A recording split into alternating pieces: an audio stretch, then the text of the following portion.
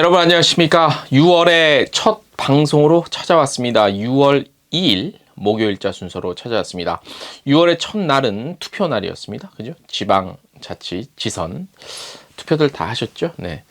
자, 이제 6월이 시작이 됐습니다. 5월도 갔고 이제 6월 이제 보기 여름이에요. 그죠? 6, 7, 8은 여름이라고 봐야 돼요. 8월 15일 정도요. 8월 15일에서 22호 일주일 정도. 그 사이에는 해수욕장이죠. 해수욕장. 특히 동해 쪽 해수욕. 그러니까 한국을 기준으로 해수욕장에 물에 들어야 이제 차가워요. 8월 20일 정도 지나면 제가 예전에 그 동해 바다에서 좀 여름 기간에 꽤 오래 머문 적이 있었는데 기자 되기 전에. 그런데 8월 15일, 20일 딱 지나니까 이제는 여름이 아니더라고. 그래서 아무튼 6월, 7월, 8월 이렇게 두 달 한 20여일 정도만 조금 더위 때문에 고생하면 또 이제 찬바람이 오는 가을이 또 3시간이 이렇게 빨라요. 그죠? 자, 아무튼 6월이 시작이 됐습니다. 첫 소식부터 전해드리기 전에 헤드라인부터 소개를 해드릴게요. 자, 세계 경제 포럼이 관광 발전 지수를 발표했습니다. 국가별 순입니다. 요거 자세히 전해드릴 거고요. 한국 관광을 홍보하기 위해서 일본을 찾아가는 참가단을 모집합니다. 요거 관련 소식. 하나투어가 채용을 연계한 인턴 사원을 모집하고요. 에어부산은 드디어 부산과 후쿠오카 운항을 재개했습니다. 서울관광재단에서는 관광약자 편의시설 접근성 개선을 위한 여러 가지 사업을 하는 업체에게 최대 1,000만 원 지원하는 사업을 하고 있고요. 에어 타이티누이, 타이티로 가는 타이티의 국적 항공사죠. 에어 타이티누이가 11월부터 운항을 재개합니다. 자, 6월부터는 이제 주요 지방의 공항버스 운행이 다시 시작될 것으로 보입니다. 관련 소식 들어와 있고요. 미주에 있는 한인 여행사 US 아주 투어가 본 미국 현지의 여행 트렌드 소식 전해드리고 관련 상품 소식도 저희 텍스트 뉴스에서 만나보실 수 있습니다. 자, 호텔 업계에서는 남녀노소 즐길 수 있는 쿨캉스 상품 본물처럼 쏟아내고 있습니다. 전라북도 지역에 눈치 보지 마시게 길, 눈치 보지 마시게 길, 요 4곳 발표됐습니다. 그러니까 이게 애완견 같은 동물과 같이 이렇게 좀 편리하게 눈치 안 보고 찾아갈 수 있는 여행지 요거예요. 트립닷컴은 카카오페이와 할인 프로모션을 하고요. 터키에서는요, 고대의 그 라오디게아 극장을 1690년 만에 다시 문을 연다고 합니다. 요거는 텍스트 뉴스에 저희가 준비해놨는데 자세한 내용이 있는데, 그러니까 터키가 기독교 성지순례지로서 굉장히 특히 이제 구약시대의 성지순례, 신약시대인가요? 신약시대구나. 그때 그 성지순례지가 많아요. 물론 구약시대도 있긴 있습니다만, 그래서 굉장히 그 의미가 있는 이번에 그 이슈예요. 그래서 관심 있으신 분들한테 굉장히 큰 소식이라고 저 볼 수 있습니다. 한번 저희 텍스트 뉴스 참고해 주시면 될 것 같습니다. 자, 여기까지가 오늘의 헤드라인이고요. 첫 소식부터 전해드리도록 하겠습니다.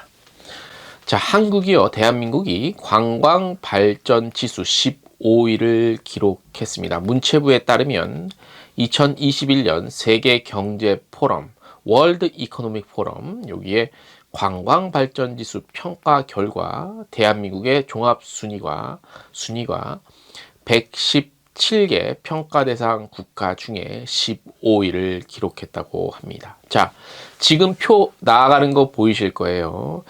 대략 보면 그 나라가 얼만큼 잘 사냐 그 순위랑 거의 유사해요. 10위권 안에 있는 나라들 보면.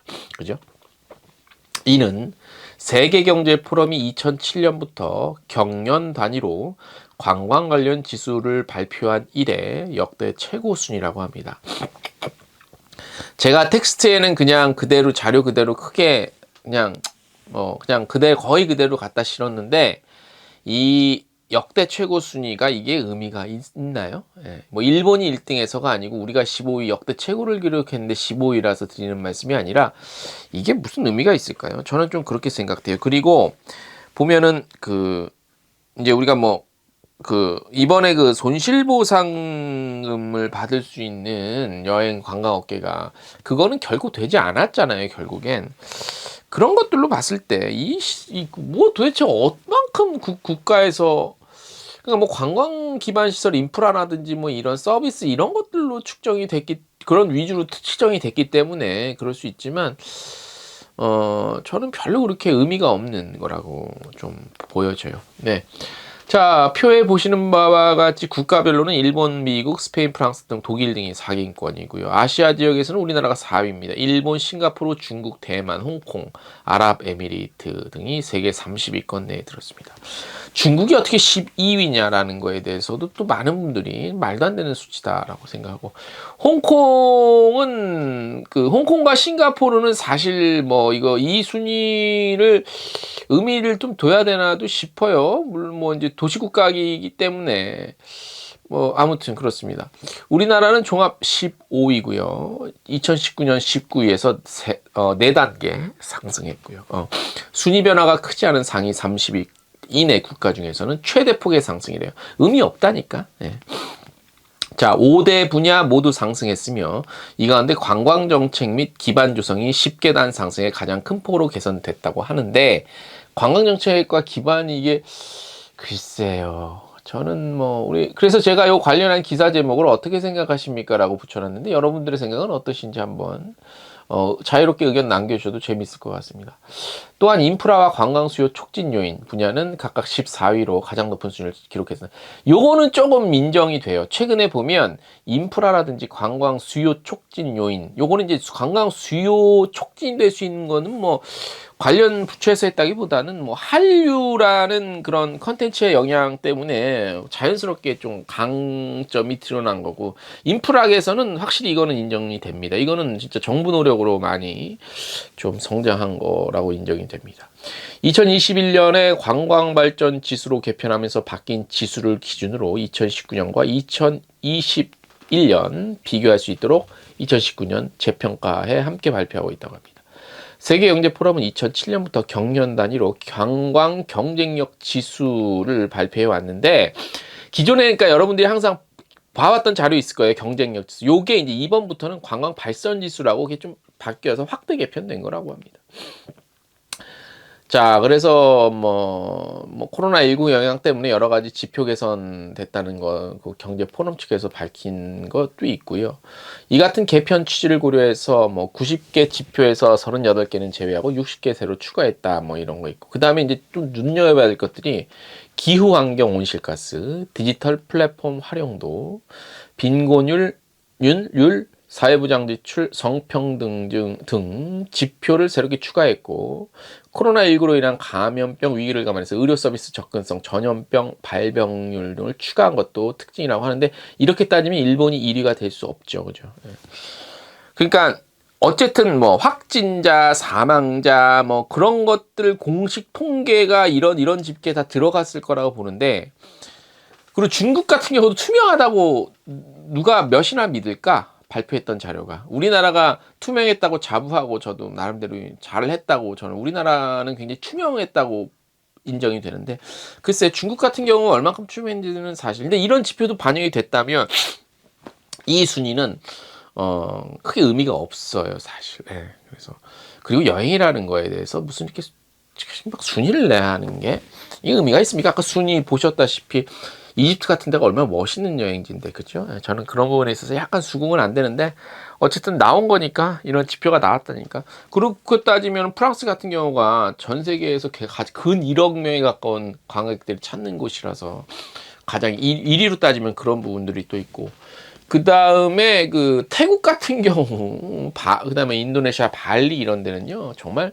대단한 여행지고, 홍콩도 아시다시피 우리나라보다 순위가 뒤처졌다고 해서 그걸 누가 우리나라보다 못한 여행지라고 누가 그걸 인정하겠습니까? 그죠? 그래서 큰 의미는 없지만 그냥 나왔으니까, 순위가 나왔으니까, 그러니까 대략 우리나라의 위치가 어느 정도인가 정도는 좀 또 알아둘 필요는 있을 것 같아요. 우리나라가 어느 정도 될까, 이런 분야에서는. 그런 의미로 발표된 자료라고 참고하시면 될 것 같습니다. 네. 다음 소식, 한국관광공사에서요, 이제 우리 한국과 일본이 이제 관광 교류가 이제 조금씩 이제 좀 그런 분위기가 잡혀가고 있잖아요. 그래서 이제 인바운드, 그러니까 한국 관광을 홍보하기 위해서 일본을 방문할 그 방일 참가단을 모집을 합니다. 내용을 전해드릴게요. 7월 13일부터 7월 15일까지 일단 2박 3일간 요게 가는데, 도쿄, 오사카, 후쿠오카 등 주요 행사장에 참여를 하게 됩니다. 참가자는 문체부와 한국관광공사, 그다음에 지자체, 그다음에 여행업계와 관광 관련 업계 등입니다. 현지 참가 인원은 약 150에서 200명이고요. 주요 내용은 한국 관광 설명회 및 B2B 상담회, 2022 한일 관광 교류의 밤 개최 등 관련한 것들 행사에 참여합니다. 자, 참가하고 싶으신 분들은요, 6월 7일까지 7일까지 신청을 하면 됩니다. 신청 방법은 양식에 작성해서 이메일로 하시면 되고, 관련한 내용은 저희 홈페이지에 나와 있습니다. 저기 뉴스 관련 기사에. 항공권, 숙박비, 식비, 현지 지역 이동 경비, 체제 경비는 이제 나라에서 부담을 하고요. 업체당 최대 2명 참가 가능하시고, B2B 설명에 참가 반드시 하셔야 됩니다. 이제 그 가실 분 모집해서 합격되신 분 개별 연락 가고요. 문의는 한국관광공사 일본 팀으로 하시면 되겠습니다. 일본 인바운드 하시는 분들 많이 이제 아마 참여하실 것 같고, 특히 갑자기 생각났는데, 우리 구독자 중에서 굉장히 그 저희 관심 많이 그 가져주신 우리 그 구독자님 계세요. 일본 인바운드 관련해서 그냥 박모모님, 요분도 아마 요거 관심 많을 거예요. 요거 보고 참가해서 다녀오시기 바랍니다. 제가 특별히 언급한 이유가 감사해서요. 너무 저희한테 관심을 많이 가져주셔서. 하나투어가 2022년 신입사원 정기 공채, 오래간만에 합니다. 이게 뭐냐면 채용을 연계하는 채용 연계형 인턴 사업입니다. 공채는 2019년 이후 3년 만입니다. 모집 부분 말씀드릴게요. 영업, 그다음에 상품 기획 운영, 마케팅, 그다음에 경영기획, 그다음에 재무, 그다음에 법무총무, 요거고요. 지원 자격 학력 제한 없으며, 정말 없을까요? 또한 졸업 예정자 2022년 8월, 2023년 2월 졸업 예정자 다 가능하시고요. 해외여행과 출장의 결격 사유가 없으면 됩니다. 관광통역 안내사나 여행업 관련 자격증 소지자, 어학 능력 우수자 등은 우대한다고 합니다. 서류는 6월 7일부터 17일까지 가능하시고요. 서류 접수 기간 중에 메타버스 플랫폼 파트너사와 협업한 온라인 채용 설명회도 진행이 된다고 합니다. 채용 설명회 사전 참가 접수는 6월 7일부터 이틀간 선착순으로 진행되고, 사전 참가 접수를 신청한 지원자에 한해서 상세한 내용이 안내됩니다. 온라인 채용 설명회 관련 자세한 내용은 하나투어 기업 사이트 채용 공지에서 확인하실 수 있고요. 합격자는 7월 말 사전 교육을 시작으로 12월까지 진행되는 현장 실습, 과제 수행 등의 인턴십 프로그램 평가 및 임원 면접을 거쳐 최종 채용 여부가 결정됩니다. 많은 분들 지원하시기 바랍니다. 에어부산은 지난 31일, 5월 31일입니다. 부산 후쿠오카 시작으로 부산 후쿠오카 노선 운항 27개월 만에 재개했습니다. 축하드립니다. 부산 후쿠오카 노선은 김해에서 9시 55분에 출발하는 일정입니다. 항공기는 180석 규모의 A320-200, 이거 뭐 1시간도 안 걸리죠, 그죠? 자, 에어부산은 해외 입국자에 대한 방역 규제가 완화되면서 7월 말까지 김해공항에서 국제선 노선을 11개 더 운항할 계획입니다. 에어부산 현재 칭다오, 사이판, 괌, 후쿠오카 등 4개 노선 운항하고 있고, 오사카, 사포로, 울란바토르, 다낭, 나트랑, 코타키나발루, 세부 7개 노선 추가로 운항한다고 합니다. 특히 6월 10일부터 한일 간 단체 관광 가능해지면서 일본 노선 복항이 속도가 더 붙을 것으로 예상이 됩니다. 다음 소식, 서울관광재단이 6월 2일부터 7월 29일까지요. 관광 편의시설 접근성 개선과 유니버설 관광시설 인증제 사업에 참여업소를 모집합니다. 참여업소라기보다 참여업체. 2018년부터 장애인, 고령자, 영, 유아, 동반자 등 관광약자를 포함한 누구나 서울을 편리하게 여행할 수 있도록 관광 편의시설 접근성 개선 사업을 하고 있죠. 굉장히 이것도 중요한 사업 중에 하나입니다. 갈수록 차별 없는 세상, 차별 없는 것들이 굉장히 중요해지는 세상이죠. 그래서 네, 이런 좀 몸이 불편하신 분들, 연로하신 분들이 좀 더 여행을 좀 편하고 속 시원하게 즐기실 수 있는 다양한 인프라 구축이 중요한데, 많은 분들이 관심은 덜 하지만 굉장히 중요한 부분 중에 하나입니다. 그래서 이런 접근성, 그러니까 편의시설 관련한 접근성 개선 지원을 받은 업소들이 꽤 돼요. 그래서 이제 이런 업소들이 유니버설 인증시설로 지정이 됐고요. 그래서 요런 이제 숙박시설, 음식점, 문화시설, 이런 것들인데, 여기 출입구, 경사로, 자동문이 있냐, 화장실 또 이런 거 개선 시설, 요런 거예요. 그래서 참여할 업체들은 신청을 해서 뽑히면 지원금이 나간다는 얘기입니다. 신청 대상은 장애인 편의시설 설치가 법적 의무 대상이 아닌, 이게 잘 들으세요, 민간시설 사업장 규모가 300제곱미터 이하인 경우이거나, 숙박시설은 객실이 30개 미만인 경우가 해당이 됩니다. 다만 2022년 5월부터 신축, 증축, 개축, 재축되는 소규모 근린생활시설의 경우 규모가 50제곱미터 이하인 사업장을 대상으로 합니다. 전문가 현장 심사 거쳐서 1,000만 원 지원되고요. 자기 부담금 한 2% 정도 되네요. 홍보도 해드리고요. 그래서 여러 가지 이렇게 관련한 또 내용들이 있으니까 저희 텍스트 뉴스 참고하시면 저기 아마 자세한 내용 아실 수 있고요. 제가 요게 이제 그 신청 기간이 6월 2일부터 말씀드린 대로 7월 29일까지고, 서울 다누림 관광 홈페이지 안내에 따라 신청하시면 됩니다. www.서울 danurim.net 여기 신청하시면 됩니다. 다음 소식. 타히티의 섬들로 향하는 항공길이 본격적으로 재개됩니다. 타히티의 국적사 에어 타히티 누이는 일본 나리타에서 파페테로 향하는 항공편을 오는 11월 3일부터 재개합니다. 코로나 감염 확대에 따른 영향으로 2020년 3월 7일부터 11월 2일까지 운유를 아직 하고 있습니다. 코비드-19과 관련한 각국의 입출국 및 환승 규정 각국 정부의 지침에 따라 수시로 변경될 수 있습니다. 한국 출발 전 반드시 최신 정보 확인하셔야 되고요. 보시는 표와 같이 동계 스케줄은 11월 3일부터 2023년 3월 24일까지고요. 운항 스케줄 및 기종은 사전 통보 없이 변경될 수 있습니다. 자, 인천 나리타 인천 구간은 대한항공 아시아나항공으로 변경해서 예약하실 수 있고요. 인천 나리타 인천 구간의 운항표는 김포 하네다 김포, 부산 나리타 부산으로 변경 가능합니다. 운임 규정상 나리타에서 최대 나흘까지 스탑 오버 가능하고요. TN, 그러니까 에어 타히티 누이 그 항공 그 편이죠. TN 1577편, 1578편은 대한항공과 공동 운항합니다. 해당 항공편의 운항항공사는 대한항공이며, 해당 편 탑승 시 탑승 수속, 그러니까 체크인은 운항항공사 대한항공에서 담당하고요. 또한 해당 구간 이용 시 수화물 규정은 여정에 따라 에어 타히티 누이 항공과 다를 수가 있다는 점은 참고하세요. 왜냐하면 또 신혼부들이 좀 있거든. 반드시 확인하시면 됩니다. 자, 궁금하신 점, 에어 타히티 누이 한국 GSA가 있습니다.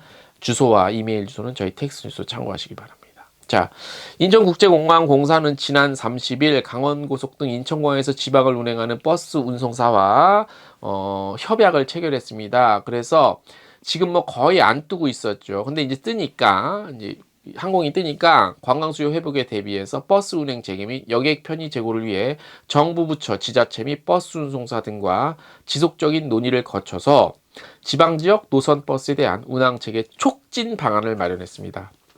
이번 협약을 통해 각 버스 운송사는 잠정 중단됐던 부산, 광주, 대전 등 총 13개 지방 거점 노선 공항버스 운행이구나. 6월부터 일부 재개하며 공항공사는 해당 노선에 대해 3개월간 총 10억 규모 특별 지원을 한대요. 그래서 이제 접근성이 좀 좋아질 것 같고, 수도권 접근 요거 때문에 좀 가능해질 것 같다는 얘기입니다. 그 이유는 생략하겠습니다. 아무튼 우리 동네 원래 1시간 만에 인천 가는 공항 가는 그게 있었는데 6천 몇 번이더라. 그 지금 안 다니는 것 같아요. 언제 그런 거 다시 복구하나 모르겠네요. 예. 자, 일단 오늘 저희가 준비한 소식은 여기까지입니다. 여기까지고요. 자, 6월 2일은 목요일 저녁 8시인데 여행중개소 유튜브 여행중개소 채널에서 라이브 방송을 진행할 예정인데, 하필 내일 또 우리 브라질이랑 친선 축구 경기가 있는데, 제가 축구를 좋아해서 자꾸 신경이 쓰이는데 왜 이런 경기 맨날 목요일 날 하는 거야. 예? 아, 참. 그래도 해야겠죠. 그죠? 금요일 날 할까? 어떻게 생각하십니까? 일단 예정대로 목요일 날 할게요. 지난주에도 쉬었기 때문에 목요일 날 하는 걸로 하겠습니다. 네. 그렇게 하고, 그리고 이제 다음 주 월요일은 또 저희가 현충일이기 때문에 빨간 날이 임시 휴관입니다. 그래서 이렇게 찾아오는 뉴스는 6월 7일자가 되겠죠. 화요일자로 여러분들 찾아뵙겠습니다. 오늘 여기까지 해서 마치겠습니다.